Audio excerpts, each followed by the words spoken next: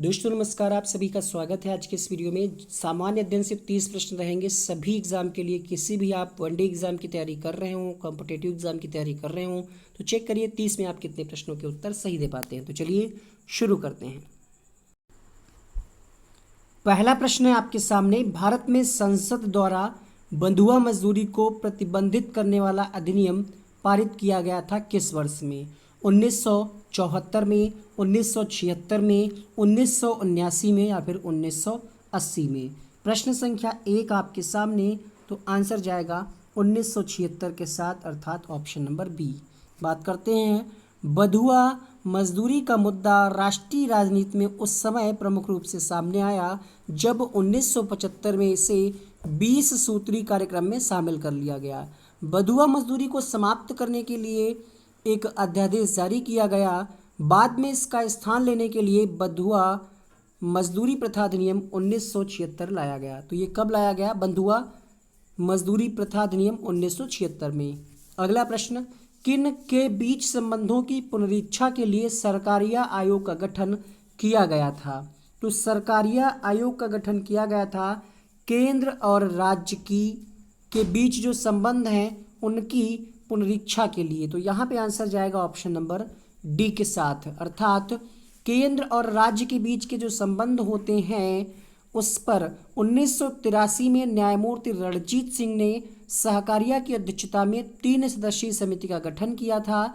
इस समिति के अन्य सदस्य शिवरामन और SR सेन थे। 1988 में अपनी रिपोर्ट केंद्र सरकार को सौंपी थी। तो अगर आयोग का नाम आपसे पूछा जाए तो सरकारिया आयोग किसके लिए? केंद्र और राज्य के बीच के जो संबंध होते हैं उनके लिए। तो आंसर जाएगा ऑप्शन नंबर डी के साथ। भारत में प्रभावित साक्षरता दर की गणना की जाती है कुल जनसंख्या से, बच्चों की जनसंख्या में, वयस्कों की जनसंख्या में या फिर 7 वर्ष के उम्र के ऊपर की जनसंख्या से? तीसरा प्रश्न आपके सामने, तो जो 7 वर्ष की उम्र के ऊपर के जो बच्चे होते हैं, मतलब ऊपर की जो भी जनसंख्या होती है, उनके आधार पर भारत में प्रभावित साक्षरता दर की गणना की जाती है। तो आंसर जाएगा ऑप्शन नंबर डी के साथ। वर्तमान में सर्वाधिक साक्षर वाला राज्य कौन सा है? तो केरल है। सारगासो समुद्र की विशिष्टता। प्रश्न संख्या 4 आपके सामने, सारगासो समुद्र की विशिष्टता क्या है? अति ठंडा पानी, अति गर्म पानी, अत्यधिक लवणीय पानी या फिर विशिष्ट समुद्री वनस्पति? तो यहाँ पे जो है विशिष्ट समुद्री वनस्पति पाई जाती है और इसी वनस्पति के नाम पर इसका नाम सारगासो सागर रखा गया है। ठीक है, सारगासो समुद्र की विशिष्टता समुद्री वनस्पति के कारण है क्योंकि इस तट पर मोटी समुद्री घास तैरती है। अगला प्रश्न देखिएगा, इलायची उत्पादन में कौन सा राज्य पहले स्थान पे है? केरल, कर्नाटक, तमिलनाडु या फिर उड़ीसा? क्वेश्चन नंबर 5, तो यहाँ पे आंसर जाएगा केरल के साथ, अर्थात ऑप्शन नंबर ए सही होगा यहाँ पे। और अगर हम बात करें दूसरे स्थान पे कौन है, तो दूसरे स्थान पे कर्नाटक और तमिलनाडु तीसरे स्थान पे है इलायची उत्पादन में। भारत के निम्नलिखित राज्यों में से कौन सा एक नारियल का सबसे बड़ा उत्पादक राज्य है? क्वेश्चन नंबर 6, केरल, कर्नाटक, तमिलनाडु या फिर आंध्र प्रदेश? प्रश्न संख्या 6 आंसर जाएगा यहाँ पे किसके साथ बताइए? पूछा जा रहा है नारियल उत्पादन, तो सबसे ज़्यादा नारियल कहाँ होता है? आंसर जाएगा यहाँ पे तमिलनाडु के साथ, ऑप्शन नंबर सी सही होगा। भारत में नारियल का सबसे बड़ा उत्पादक राज्य है तमिलनाडु। गबन किसकी रचना है? मुंशी प्रेमचंद्र, बिहारी लाल सत्सई, जयशंकर प्रसाद या फिर हजारी प्रसाद द्विवेदी? प्रश्न संख्या 7, तो मुंशी प्रेमचंद्र जी की है गबन। आगे बढ़ते हैं अगले प्रश्न के लिए। प्रथम विश्व युद्ध के समय राजा महेंद्र प्रताप की अध्यक्षता में भारत की अस्थायी सरकार कहाँ पर बनाई गई थी? जर्मनी में, सिंगापुर में, अफगानिस्तान में, टर्की में? आंसर जाएगा अफगानिस्तान के साथ, ऑप्शन नंबर सी। अगला प्रश्न देखिएगा, भारत में जनसंख्या घनत्व निरंतर बढ़ा है, लगभग स्थिर रहा है, कुछ कम हुआ है या फिर पहले बढ़ा और फिर घटा? तो क्वेश्चन नंबर 9 की अगर हम बात करें तो आप देख ही रहे हैं जनसंख्या लगातार बढ़ ही रही है। आंसर जाएगा ऑप्शन नंबर ए के साथ। भारत में प्रभावित साक्षरता दर की गणना की जाती है कुल जनसंख्या में, बच्चों की जनसंख्या में? ये प्रश्न तो हो ही चुका है, आंसर जाएगा डी के साथ। आगे बढ़ते हैं अगले प्रश्न के लिए। भारत में न्यायिक सक्रियता संबंधित है, किससे संबंधित है? क्वेश्चन नंबर 11, प्रतिबद्ध न्यायपालिका से, जनहित याचिका से, न्यायिक पुनरावलोकन से या फिर न्यायिक स्वतंत्रता से। 11वें प्रश्न के लिए आंसर जाएगा न्यायिक सक्रियता का संबंध है जनहित याचिका से। भारत के सर्वोच्च न्यायालय तथा उच्च न्यायालय में दायर की जाने वाली जनहित याचिकाओं से न्यायिक सक्रियता के सिद्धांत का प्रतिपादन होता है। अगला प्रश्न देखिएगा, भारत में न्यूनतम यौन अनुपात किस केंद्र शासित प्रदेश में पाया जाता है? चंडीगढ़, दादरा एवं नगर हवेली, दमन एवं दीव, इनमें से कोई नहीं। क्वेश्चन नंबर 12 आपके सामने आंसर जाएगा दमन एवं दीव के साथ, ऑप्शन नंबर सी सही होगा। यहाँ पे सबसे न्यूनतम यौन अनुपात पाया जाता है यहाँ पे। अगला प्रश्न देखिएगा, 13वां प्रश्न है आपके सामने, गाय का दूध पीला सफ़ेद रंग का होता है, जिसके कारण ये आपसे पूछा रहा है। तो आपको बता दें, गाय का रंग जो पीला होता है और जो सफ़ेद होता है उसमें दो अलग अलग कारण होते हैं। देखिए, तो यहाँ पे आंसर जाएगा आपका ऑप्शन नंबर सी के साथ। अगर हम बात करें, केसीन नामक प्रोटीन की उपस्थिति के कारण दूध का रंग सफ़ेद होता है। तो सफ़ेद किसके कारण होता है? केसीन के कारण। और पीला किसके कारण होता है? कैरोटीन के कारण। तो यहाँ पे आंसर जाएगा ऑप्शन नंबर सी के साथ। अगला प्रश्न देखिएगा, और मीठा क्यों होता है दूध? क्योंकि इसमें लैक्टोज पाया जाता है। उत्तर प्रदेश सरकार की आय का सबसे बड़ा भाग, मतलब उत्तर प्रदेश को सबसे ज़्यादा इनकम कहाँ से होता है, किस विभाग से होता है? पंजीकरण शुल्क से, व्यापार कर से, भूमि राजस्व से या फिर एक्साइज ड्यूटी के हिस्से से। तो सबसे ज़्यादा जो इनकम है उत्तर प्रदेश सरकार की वो है व्यापार कर से, है ना। तो यहाँ पे आंसर जाएगा ऑप्शन नंबर बी के साथ। अगला प्रश्न देखिएगा, लगभग 38% है। यहाँ पे कहा जा रहा है, स्वतंत्रता से पूर्व 1939 में बिक्री कर अधिनियम पारित किया गया।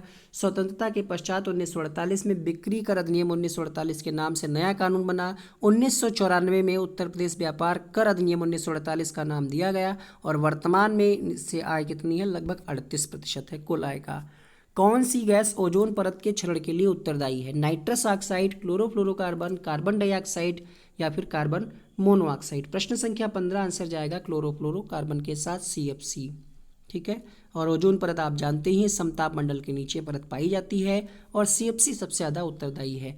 फसल कर्ज के लिए बैंक को अदा किया जाने वाला ब्याज को हम क्या कहते हैं? 16वां प्रश्न, मध्यवर्ती उपभोग, अंतरण अदायगी, उपादान अदायगी या फिर पूंजी निर्माण।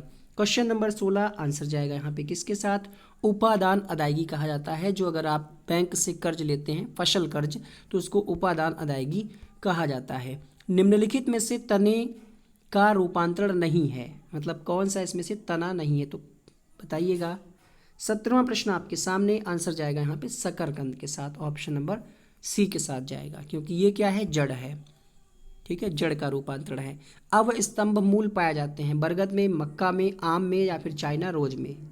18वां प्रश्न आपके सामने, तो अवस्तंभ मूल बरगद में पाए जाते हैं, आंसर जाएगा ए के साथ। अगला प्रश्न देखिएगा, ठीक है, आप इसके बारे में डिटेल जानकारी पढ़ सकते हैं। सौर ऊर्जा का अधिकतम स्थिरीकरण किसके द्वारा किया जाता है? प्रोटोजोआ, हरित पादप, कवक या फिर जीवाणु। क्वेश्चन नंबर 19, ये वीडियो इस तरीके से बनाया जा रहा है, आंसर फास्ट इसलिए बताया जा रहे हैं ताकि जो लोग वीडियो अपलोड होने के बाद देखें उनका समय ज़्यादा ना खराब हो। तो यहाँ पे हरित पादप जाएगा आंसर इस प्रश्न के लिए। अगला प्रश्न देखिएगा, पत्तों में दिखाई देने वाली सिराएं काम करती हैं? प्रकाश संश्लेषण का, वाष्पोत्सर्जन का, भंडारण का या फिर चालन का। प्रश्न संख्या 20 आंसर जाएगा यहाँ पे चालन का। अगला प्रश्न देखिएगा, पत्तों में दिखाई देने वाली सिराएं प्रकाश संश्लेषण की क्रिया है तो आवश्यक है, ये खाद्य एवं जल का चालन करती हैं। नमक का भारी मात्रा में सेवन करने के बावजूद किस पशु को उच्च रक्तचाप नहीं होता? भेड़, भैंस, बाघ या फिर ऊंट। 21वां प्रश्न आपके सामने, तो ऊंट को नहीं होता, आंसर जाएगा डी के साथ, क्योंकि घरेलू और जंगली दोनों प्रकार के ऊँटों के जीनोम विश्लेषण से ये सिद्ध हुआ है कि नमक के भारी मात्रा में सेवन करने के बावजूद उसे मधुमेह या रक्तचाप जैसी बीमारी नहीं होती। 24 घंटों के भीतर दवा की एक खुराक या कई खुराक देने के अल्पकाल के भीतर होने वाली प्रतिकूल प्रभाव को क्या कहते हैं? पुरानी विषाक्तता, घोर विषाक्तता, LD50 या फिर LC50। क्वेश्चन नंबर 22 आपके सामने, तो घोर विषाक्तता कहते हैं, आंसर जाएगा ऑप्शन नंबर बी के साथ। 24 घंटे के भीतर दवा की एक खुराक या कई खुराक देने के अल्पकाल के भीतर देने वाले प्रतिकूल प्रभाव को हम घोर विषाक्तता कहते हैं। निम्नलिखित में से कौन सी सबसे मीठी शर्करा है? प्रश्न संख्या 23, तो ऑप्शन है माल्टोज, ग्लूकोज, फ्रक्टोज, लैक्टोज। यहाँ पे आंसर जाएगा फ्रक्टोज के साथ, अर्थात ऑप्शन नंबर सी के साथ। ट्राइटियम किसका समस्थानिक है? Question number 24, oxygen, hydrogen, phosphorus, nitrogen. Chemistry से क्वेश्चन डाला है यहाँ पे हमने, आंसर जाएगा यहाँ पे हाइड्रोजन के साथ। ट्राइटियम जो है हाइड्रोजन का समस्थानिक है। और बता दें हाइड्रोजन क्या है, एक रेडियोधर्मी समस्थानिक है। रेडियम की खोज किसने की? तो वाल्टर रसेल ने। कब की? 1920 में। चावल प्रेशर कुकर में अधिक तेजी से क्यों पकता है? बहुत बार आपने ये प्रश्न पढ़ा होगा, लेकिन पूछा भी बहुत बार गया है। 4 ऑप्शन आपके सामने।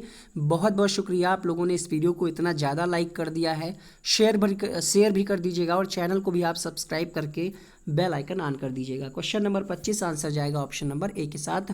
पानी दबाव होने पर उच्चतर तापमान पर चावल जल्दी उबल जाता है, इसलिए चावल जल्दी तेजी से पक जाता है। अगला प्रश्न देखिएगा, ध्वनि का तारतम्य किस पर निर्भर है? आवृत्ति पर, तीव्रता पर, वेग पर या फिर आयाम पर? क्वेश्चन नंबर 26, तो ध्वनि का तारतम्य जो है ये आवृत्ति पर निर्भर करेगा।